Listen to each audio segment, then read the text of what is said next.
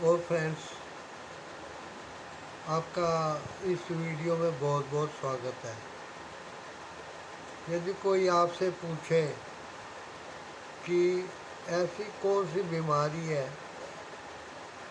जो 99% लोगों को है, तो आप क्या जवाब देंगे?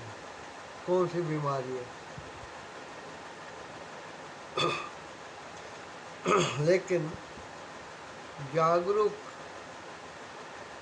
जो लोग हैं वे शुगर का ही नाम लेंगे, क्योंकि शुगर आजकल घर घर परिवार में हर सदस्य को अपने घेरे में ले रही है। शुगर जो डायबिटीज़ है, मधुमेह, आज तक जितनी खोजें हुई हैं उनमें पता लगा कि ये हेरिडिटी की बीमारी है, जबकि परिवार में पीढ़ियों दर पीढ़ियाँ चली आ रही है।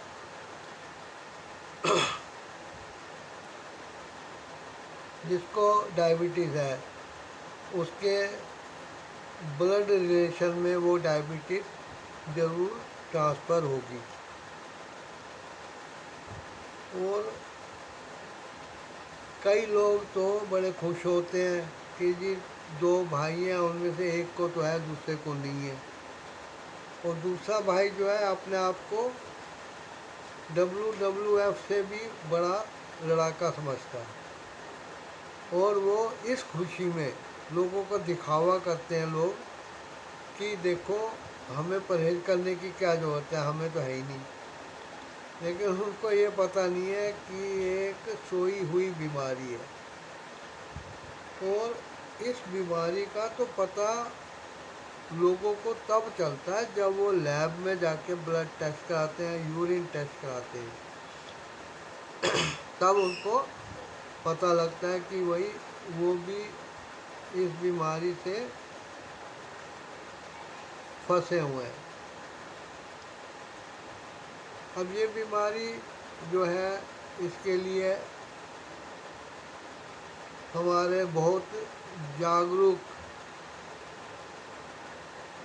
लोग हैं जो कि अपने हर वीडियो में शुगर क्या है, उसकी परिभाषा, उसके प्रभाव, उसके लक्षण हर वीडियो में बताते हैं। जबकि अब वीडियो को लंबा करने के लिए चाहे बता दो, लेकिन जो वीडियो देखते हैं उनको ये नई चीज़ नहीं लगती है। बस यही है कि वो टिक करते जाते हैं कि हाँ ये सही है, ये सही है, ये सही है। प्याज ज़्यादा लगती है, हाँ सही है। घाव होते हैं ठीक से भरते नहीं, हाँ सही है। टेबलेट से काम नहीं चलता तो इंसुलिन इंजेक्शन लेने पड़ते हैं, हाँ ये सही है। बस ऐसे ही करते रहते हैं।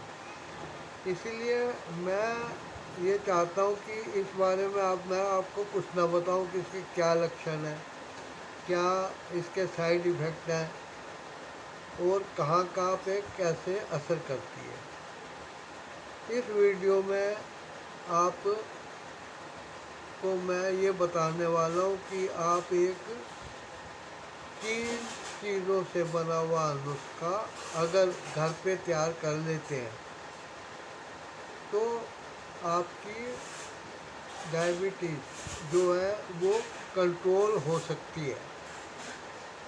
उसकी जो रीडिंग है वो नीचे आ सकती है। लेकिन हमेशा मैं यही कहना चाहता हूँ कि अगर आप परहेज़ नहीं करेंगे तो दुनिया की कोई भी दवा आपको कामयाबी से ठीक नहीं कर पाएगी। अब ये नहीं है कि आपने इंसुलिन इंजेक्शन लगा लिया तो आप मिठाइयाँ खा लें या रोटियाँ ज़्यादा खा लें, चावल ज़्यादा खा लें। आपको परहेज़ करना ही पड़ेगा।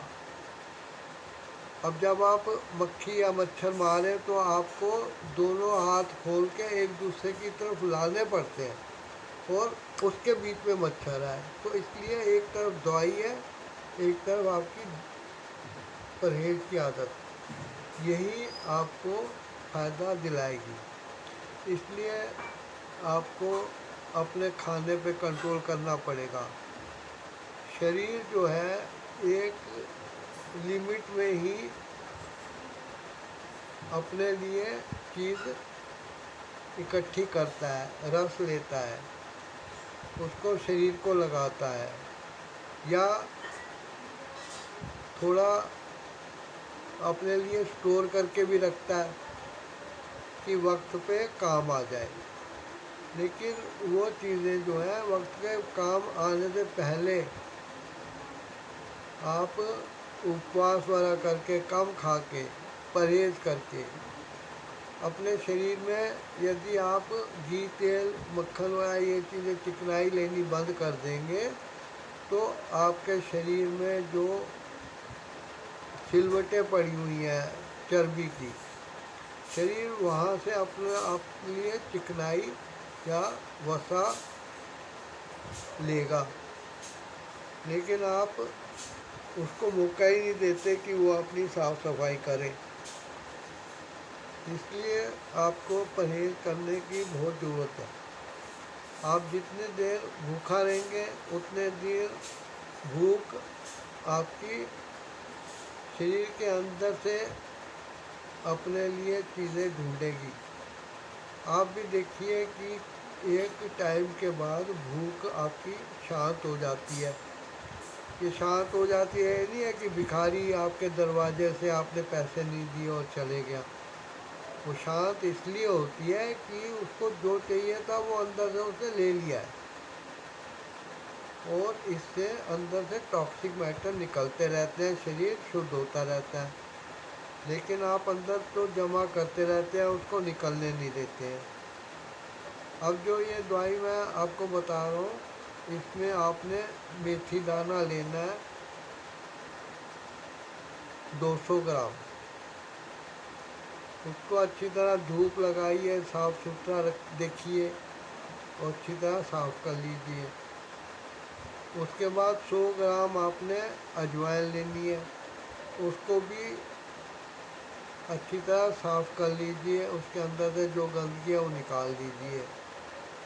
और 50 ग्राम आपने काला जीरा, जो काली जीरी कहते हैं, वो लेनी है।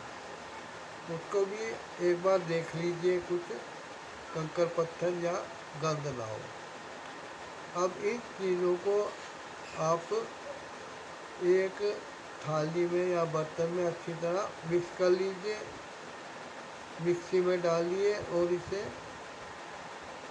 अच्छी तरह 2-4 बार चलाइए। और जितना बारीक आप उसे पीस सकते हैं पीसिए।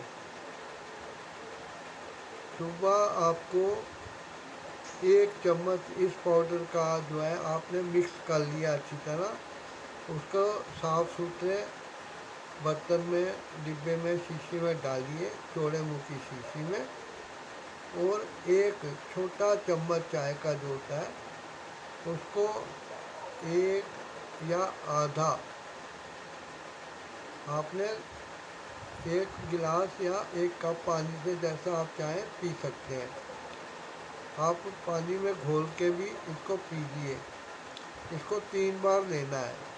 एक बार सुबह खाली पेट, एक बार दोपहर को भोजन से पहले, और एक बार रात को भोजन से पहले।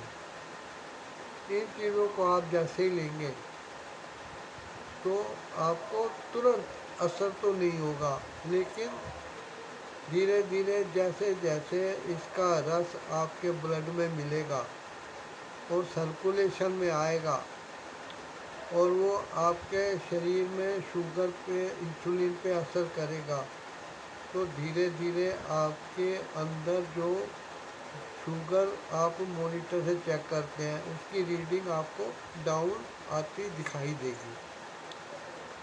अब जैसे ही वो डाउन आ जाए और रेंज में आ जाए, तब आप जो एलोपैथी वाला की दवाई ले रहे हैं, अपनी चाहे तो डॉक्टर की सलाह लीजिए, और यदि वो पैसे का लालची नहीं है तो वो आपको कहेगा ठीक है आप दवाइयाँ बंद कर दीजिए, लेकिन वो आपको ये ज़रूर कहेगा कि आप बीच बीच में मुझे दिखाने आते रहिए। ऐसा कहना उसका ठीक है, उसको बेचारे को भी अपने कार का, एसी का, क्लिनिक का, कंपाउंडर का और स्टेथोस्कोप वगैरह का खर्चा निकालना होता है।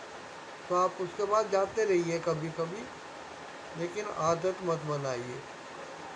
अपने दवाइयाँ छोड़िए तो आप खाने पे जो कंट्रोल कर रखा है उस पर भी रखिए, और रेगुलर अपनी शुगर चेक कराइए। देखिए थोड़े दिन के बाद ही आपको एक फ़र्क महसूस होगा। आशा करता हूँ मेरी ये सलाह आप जो है अगर चाहें तो जांच परख कर लें और अपनाएं। ये ज़्यादा महंगा नुस्खा नहीं है, ज़्यादा खर्चे वाला हो तो चलो और बात है, और इसका फ़ायदा उठाइए। आप मेरे इस चैनल को सब्सक्राइब करिए, वीडियो को लाइक, शेयर और कमेंट करिए। थैंक्स, मिलेंगे किसी और वीडियो में।